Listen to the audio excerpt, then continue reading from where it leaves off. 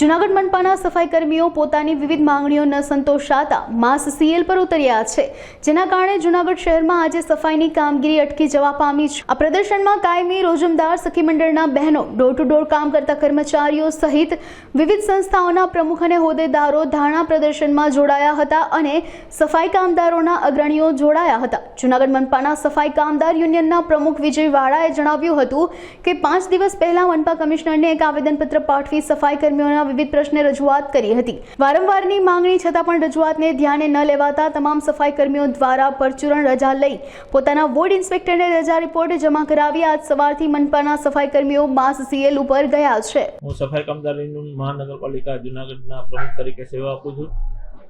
અમારા જૂનાગઢ મહાનગરપાલિકાના કાયમી સફાઈ કામદાર, રોજમદાર સફાઈ કામદાર, ડોર ટુ ડોરના સફાઈ કામદાર, સખી મંડળની બહેનો, કોન્ટ્રાક્ટના કર્મચારી, આ તમામ કર્મચારીના પાયાના પ્રશ્નને લઈ અને અમે 22 તારીખે એક મહારેલી કરી આવેદનપત્ર આપેલું હતું।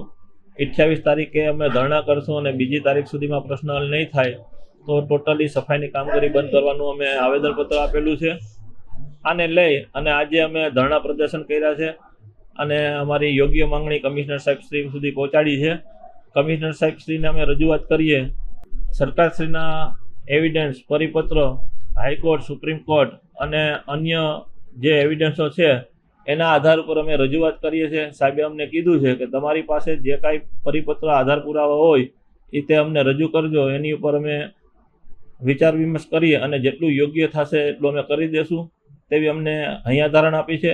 અને આચારસંહિતા બાબત પણ અમને ચર્ચા કરી છે। વિસાવદરની વિધાનસભાની ચૂંટણી છે અને જૂનાગઢ જિલ્લાની અંદર આચારસંહિતા છે, તેના હિસાબે કોઈ નીતિ વિષયક નિર્ણય કરી શકે તેમ નથી, તે પણ અમને ધ્યાન ઉપર દોર્યું છે।